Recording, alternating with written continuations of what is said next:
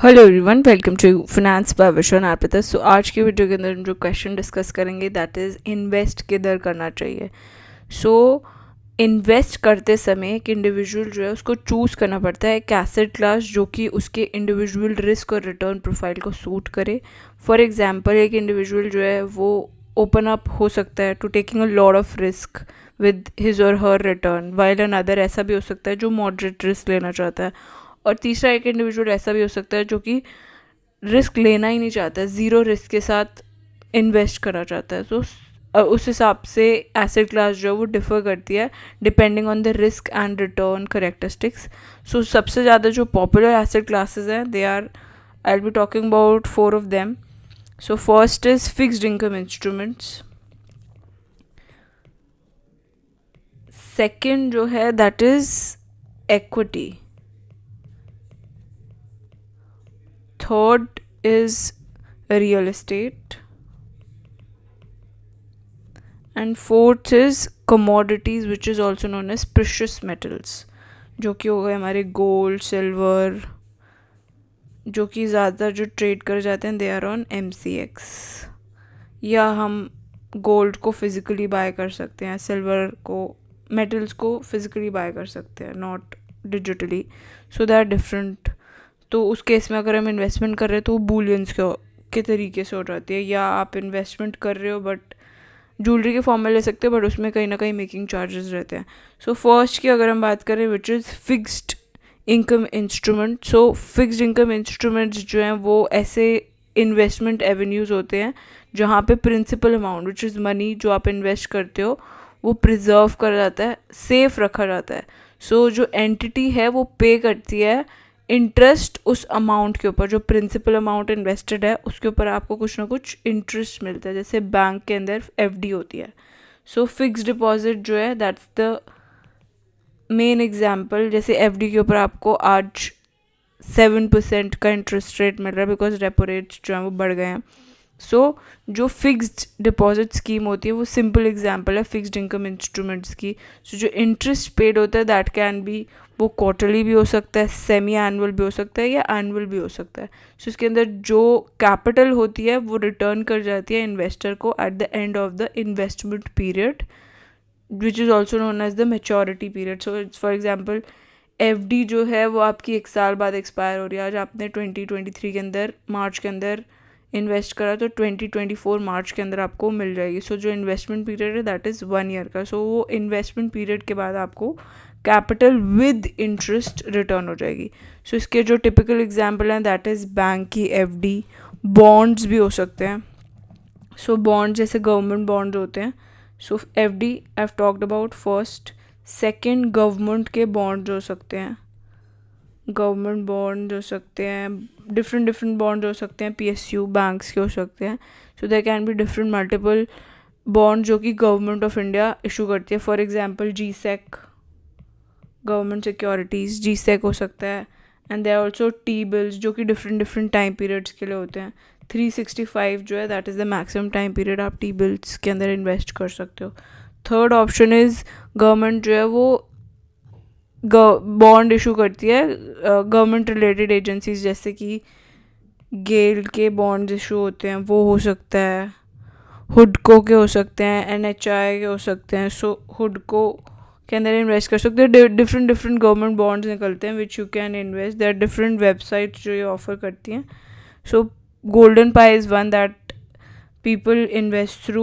And अब ज़ीरोधा पे भी ऑप्शंस हैं जिसके अंदर आप T-bills, गवर्नमेंट बॉन्ड्स और डिफरेंट गवर्नमेंट रिलेटेड एजेंसीज की बॉन्ड्स को आप ले सकते हो। And you have to give some bigger amount, depend करता है, बिगर भी होता है स्मॉलर भी होता है। And there are different risk and return profiles that are given on the bonds that are issued by the government. और कॉर्पोरेट बॉन्ड्स के अंदर भी आप इन्वेस्ट कर सकते हो। कॉर्पोरेट बॉन्ड जैसे टाटा, बजाज, रिलायंस, अदानी, इन सब के बॉन्ड्स भी इशू होते हैं। सो बॉन्ड्स जो कि इशू करे जाते हैं बाय कॉर्पोरेट्स, उसमें भी आप इन्वेस्ट कर सकते हो। ठीक है। सो इसके अंदर you can go through different websites and you can by which ever you want. Depend कि अगर आपको रिस्क कम लेना है तो आप बॉन्ड्स में इन्वेस्ट कर सकते हो, बट अगर आपको रिस्क ज़्यादा लेना है, रिटर्न ज़्यादा लेना है, तो इक्विटी में भी कर सकते हो, डिपेंड है, बट उसके अंदर रिस्क और रिटर्न का प्रोफाइल डिफरेंट डिफरेंट होता है डिपेंडिंग कि आपको फिक्स रिटर्न लेना है। तो फिक्स रिटर्न के लिए these are the few options which I am talking about, जो कि फिक्स्ड इनकम इंस्ट्रूमेंट्स हैं। सो एज ऑफ 2022 अगर हम बात करें अक्टूबर की, जो टिपिकल रिटर्न एफडी का है दैट वेरी करता है। आज जो 7% हो गया, 6-7% के बीच में।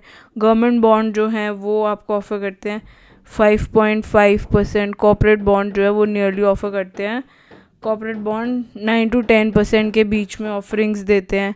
सो रेट जो है वो वेरी करता है डिफरेंट डिफरेंट इंस्ट्रूमेंट्स का, बिकॉज ऑफ द रिस्क जो है प्रोफाइल्स हर इंस्ट्रूमेंट की अलग अलग है। गवर्नमेंट जो है वो कंसिडर करती है सेफेस्ट इन्वेस्टमेंट जिसके अंदर ज़ीरो रिस्क है इनटू गवर्नमेंट के बॉन्ड्स जो हैं बेसिकली वो सबसे सेफेस्ट होते हैं, बिकॉज गवर्नमेंट के बॉन्ड्स में जो रिस्क है वो ज़ीरो रहता है। सो उस केस में गवर्नमेंट जो है वो फिक्स रिटर्न देती है। कॉर्पोरेट बॉन्ड्स जो हैं वो थोड़े रिस्की होते हैं as compare to the government bonds. So उस केस में वो कहीं ना कहीं रिस्की होते हैं। एंड इन्वेस्टमेंट अगर हम करें कॉर्पोरेट बॉन्ड के अंदर, दे कैन ऑल्सो भी, उसके अंदर आपकी इन्वेस्टमेंट जो है वो ज़ीरो भी हो सकती है, because there is much more risk as compare to the government bonds. Next जो हम बात करेंगे that is equity. So next equity के बारे में बात करते हैं। नेक्स्ट इक्विटी के अंदर अगर हम बात करें इन्वेस्टमेंट, अगर हम इक्विटी के अंदर करते हैं that involves buying of publicly listed companies, जो कि एनएससी या बीएससी के अंदर लिस्टेड रहती हैं कंपनीज, उसमें आप इन्वेस्ट कर सकते हो। इन्वेस्टर जो है वो इन्वेस्ट करता है इक्विटी के अंदर, अनलाइक फिक्स्ड इनकम इंस्ट्रूमेंट, जो कि फिक्स्ड इनकम इंस्ट्रूमेंट जो हमने ऊपर देखे उनके जैसे नहीं होते। सो इस केस में देयर इज़ नो कैपिटल की कोई गारंटी नहीं होती, आपकी कैपिटल लूज़ भी हो सकती है। However there is also a trade off कि returns from equity can be much better as compare to the fixed income instruments. जैसे इंडियन इक्विटीज़ जो है वो जनरेट करती हैं upward of 12% compound annual growth rate रहता है उसका over the next past 10 to 15 years के अंदर। जो उसका CAGR है that is 12%। CAGR compound annual growth rate जो है वो 12% का रहा है। बट अगर हम इन्वेस्ट करें some of the best and well run Indian companies, तो उसके अंदर आपका यील्ड जो है that can also go up to 20% CAGR अगर हम लॉन्ग रन के अंदर देखें। सो उसके अंदर आपको इन्वेस्टमेंट अपॉर्चुनिटीज़ जो है वो आइडेंटिफाई करनी पड़ती हैं, but that require skill and hard work and patience is well. Next जो इंस्ट्रूमेंट की बात करेंगे that is real estate. So real estate जो है उसके अंदर दैट इन्वॉल्व्स ट्रांजैक्टिंग, मतलब बाय और सेल करना होता है कमर्शियल या नॉन कमर्शियल लैंड को। टिपिकल एग्जांपल जो अगर हम बात करें जैसे ट्रांजैक्ट किया जाता है, एक वेकेंट प्लॉट अपार्टमेंट हो सकता है, कमर्शियल बिल्डिंग हो सकती है। So there are 2 income sources जो कि रियल एस्टेट इन्वेस्टमेंट से आ सकती है। फर्स्ट इज़ कि अगर आपने कोई रियल एस्टेट लिया है कमर्शियल या नॉन कमर्शियल, उसके अंदर आपको क्या मिलेगी, एक रेंटल इनकम मिलेगी, और अगर आपने लैंड को होल्ड करे रखा काफ़ी लंबे टाइम तक तो आपको एक कैपिटल अप्रिसिएशन भी मिलती है। So that is a good part of real estate investment. ठीक है, so that is the benefit of holding a real estate investment. और जो रेंटल यील्ड जो है वो वेरी करती है 2 to 3% के अंदर, which is not so attractive to many people. Depend करता है कि अगर आप होल्ड नहीं कर रहे हो, या अगर वो वेरी करता है डिफरेंट प्लॉट साइज के ऊपर डिफर करेगा कि आप कितना होल्ड कर रहे हो। सो रेंटल यील्ड जो अभी तक की है that is 2 to 3%। So for many people it is not attractive. Depend करता है also there different loopholes रहते हैं इस सिचुएशन के अंदर, और जो लैंड के प्राइजेज़ हैं वो different, it is not uniform. So ये रेंटल यील्ड जो है it can also vary. Transaction procedure जो है वो बहुत ज़्यादा कॉम्प्लेक्स होता है, लीगल वेरिफिकेशंस रहती हैं डॉक्यूमेंट्स की। जो कैश का आउटफ्लो है रियल एस्टेट इन्वेस्टमेंट के अंदर that is also huge. So इसके अंदर कोई ऑफिशियल मेट्रिक्स नहीं है basically to measure the return जो कि जनरेट होता है रियल एस्टेट से अंदर। सो इसके अंदर it also involve a lot of hard work. Real estate में बहुत हार्ड वर्क रहता है इन्वेस्ट करना। नेक्स्ट जो ऑप्शन हम देखेंगे दैट इज़ कमोडिटीज़ और which is also known as bullions. So commodity के अंदर कैसे इन्वेस्टमेंट रहती है, जैसे गोल्ड और सिल्वर कंसिडर करो जो कि मोस्ट पॉपुलर इन्वेस्टमेंट ओपिनियंस हैं, जिसके अंदर गोल्ड और सिल्वर जो है ओवर द लॉन्ग पीरियड वो अप्रिशिएट हुए, और इन्वेस्टमेंट जो इन मेटल्स के अंदर होती है that have basically given a CAGR return of 5 to 8%. CAGR रहा है इन कमोडिटीज़ का ओवर 20 years. और जो दूसरे सेवरल वेज हैं जिसके अंदर गोल्ड के अंदर और सिल्वर के अंदर इन्वेस्ट कर जा सकता है, that is through ETF which is exchange traded fund, और through SGBs which is gold sovereign bond में आप इन्वेस्ट कर सकते हो. सो अगर हम इनिशियल एग्जांपल के अंदर ही पहले जाएं, जिसके अंदर इन्वेस्टमेंट जो हमने पिछली वीडियो के अंदर देखा था कि जो सरप्लस कैश था उसको इन्वेस्ट कर रहे हैं हम आगे. So it is interesting to see कि कितना अमाउंट जो है वो हम सेव करेंगे at the end of 20 years. Consider करो कि आप इन्वेस्ट करते हो एक फिक्स्ड इनकम, एक्विटी और बुलियन के अंदर. सो अगर आप फिक्स्ड इनकम के अंदर, फिक्स इनकम इंस्ट्रूमेंट के अंदर इन्वेस्ट करते हो, सो उस केस में आपको 9% का, जैसे सपोजिटली कॉर्पोरेट बॉन्ड के अंदर आपने इन्वेस्ट करा, उस केस में आपको कितना मिलेगा, 9% मिलेगा. सो उस केस में जो आपका कॉर्पस हो जाएगा, जो हमने पिछली वीडियो के अंदर if you go and see you will get the exact कि किस एग्जाम्पल की हमने बात करी थी. उसके अंदर हमने 1. If I just take you back, उसके अंदर हमने इन्वेस्टमेंट करी थी जिसमें सरप्लस जो था वो इन्वेस्ट हो रहा था. सरप्लस इन्वेस्ट करने के बाद जो सरप्लस अमाउंट आफ्टर 20 years बचा था दैट वाज 1.7 crores. यही अगर हम सरप्लस को इन्वेस्ट कर देते हैं इन कॉर्पोरेट बॉन्ड, उसके अंदर 9% के रिटर्न से अगर हम देखते हैं, so at the end of 20 years जो कॉर्पस होगा that will be 3.3 CR. While next option की अगर हम एक्विटीज़ के अंदर लगाएं जिसके अंदर 15% CAGR है, तो उसके अंदर जो कॉर्पस है that will increase to 5.4 CR. और यही अगर हम बुलियन के अंदर इन्वेस्ट करें जो कि आपको 8% रिटर्न देता है, सो आपका जो कॉर्पस होगा that will B 3.09 CR. So equities जो हैं वो ज़्यादा रिटर्न देती हैं, स्पेशली उसको अगर आप मल्टी ईयर इन्वेस्टमेंट पर्सपेक्टिव के लिए लेते हो. In fact many of the reading in this also wonder कि अगर आप कंसिडर करो क्रिप्टो करेंसी जो है वो भी एक एसेट क्लास है जहाँ पे इन्वेस्ट करते हैं लोग हार्ड अपना अर्न मनी. सो उस केस में जो कोई श्योरिटी नहीं होती, जैसे कि अब आपने देखा क्रिप्टोज़ के अंदर बहुत सारा रेगुलेशंस नहीं हैं. सो एक रेगुलेटरी फ्रेमवर्क ना होने की वजह से इट इज़ ऑल्सो सजेस्टेड कि ऑल्दो ये कहीं ना कहीं डीरेगुलाइज्ड है तो कहीं ना कहीं टैक्स सेविंग होगा, बट टैक्स के ऊपर भी बहुत ज़्यादा, उसकी गिफ्टिंग के ऊपर एंड कंज्यूमर के ऊपर अगर आप वो लगाते हो तो ख़रीदते हो या किसी और को गिफ्ट भी करते हो तो बहुत ज़्यादा टैक्सेस लगते हैं क्रिप्टो करेंसी के ऊपर. And I think it is also increase to 30% in the previous budget. So that's huge.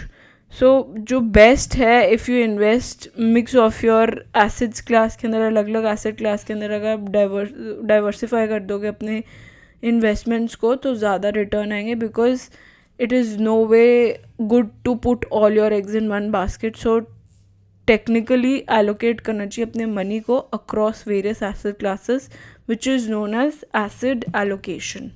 ठीक है, सो इसको हम क्या बोलते हैं, it is known as asset allocation,